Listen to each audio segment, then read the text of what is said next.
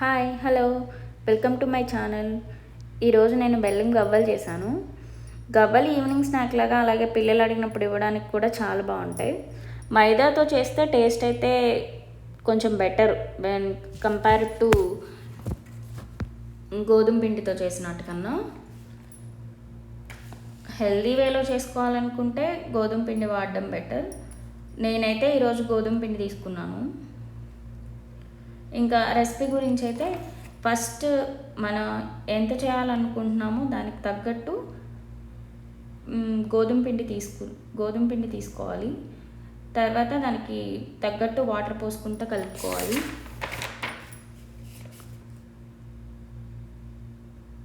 బాగా సాఫ్ట్గా కలుపుకున్న తర్వాత దాన్ని ఒక 20 minutes పక్కన పెట్టేశాను నేను. ఇలాంటి చిన్న చిన్న రెసిపీస్ మనకి వీలు కుదిరినప్పుడల్లా చేసి పక్కన పెట్టేస్తే ఏంటంటే పిల్లలు వాళ్ళకి ఏదైనా తినాలనిపించినప్పుడు ఇవే తింటారు. లేకపోతే ఏంటంటే బయట ఫుడ్కి అలవాటు అవుతూ ఉంటారు. ఇట్లా పిండి బాగా కలుపుకున్న తర్వాత పైన ఆయిల్ కూడా కొంచెం రాస్తే ఏంటంటే పిండి పొడిబారిపోకుండా ఉంటుంది. ఇంకా తర్వాత దీన్ని ఒక 20 minutes పక్కన పెట్టేస్తే పిండి కొంచెం సాఫ్ట్గా అవుతుంది.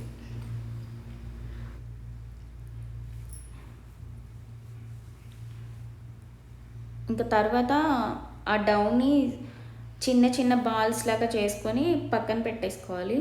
ఎందుకంటే మనం వేపేటప్పుడు మనకు అంత టైం సరిపోదు. ముందే బాల్స్ లాగా చేసి పక్కన పెట్టుకుంటే మళ్ళీ దాన్ని గవ్వల్లాగా తయారు చేసుకోవాలి కదా. నేనైతే 4K యూజ్ చేశాను గవ్వల్లాగా చేసుకోవడానికి.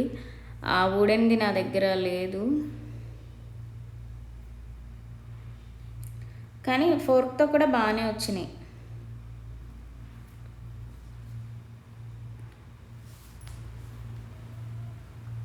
I want to share with you honestly one thing. మన పిల్లలకి కావాల్సింది టేస్టీగా ఫుడ్ ఇవ్వడం ఒక్కటే కాదండి. మన వాళ్ళతో గడిపే టైము, ఫ్రెండ్లీగా ఉండడం, వాళ్ళు ఏం చెప్తున్నారు అసలు అనేది శ్రద్ధగా వినాలి.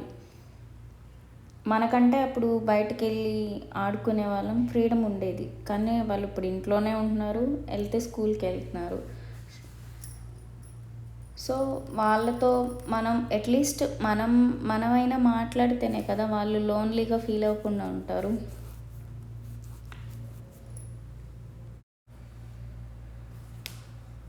ఇంక ఇప్పుడైతే గవ్వలు ప్రిపేర్ చేసుకోవడానికి ఆయిల్ ఎంత కావాలో అంత బాండీలో పోసేసుకున్నాను.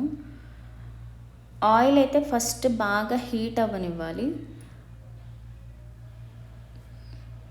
హీట్ అయిన తర్వాత నేను స్టవ్ ఆఫ్ చేసేసాను. స్టవ్ ఆఫ్ చేసిన తర్వాత గవ్వలు అన్నీ యాడ్ చేసేసేయాలి. ఇక్కడైతే నేను పొయ్యి ఆపేసిన తర్వాతే గవ్వలు వేగుతూనే ఉన్నాయి. ఎందుకంటే మనం ఆ ఫ్లేమ్ అట్లే ఉంచి గవ్వలు వేపుతూ ఉంటే అవి మాడిపోతే తొందరగానే, పైన కుక్ అవుతే లోపల మాత్రం కుక్ అవ్వవు. తర్వాత ఆ గవ్వలన్నీ పైకి వచ్చిన తర్వాత నేను స్టవ్ ఆన్ చేశాను. తర్వాత బెల్లం పాకం రెడీ చేసుకున్నాను. అది పాకం రెడీ అయిన తర్వాత దాంట్లో నువ్వులు, కొంచెం గీ యాడ్ చేశాను. పాకం అయితే మన వాటర్లో వేసి చూసుకున్నప్పుడు చిన్న బాల్లాగా వస్తుంది కదండి, ముద్దలాగా.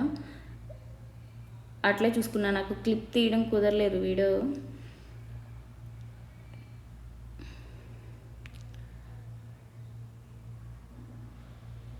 తర్వాత పొయ్యి మీద కలపడం కుదరక కింద పెట్టి కలుపుకున్నాను. గవ్వలైతే చాలా టేస్టీగా వచ్చినాయి. Thank you so much.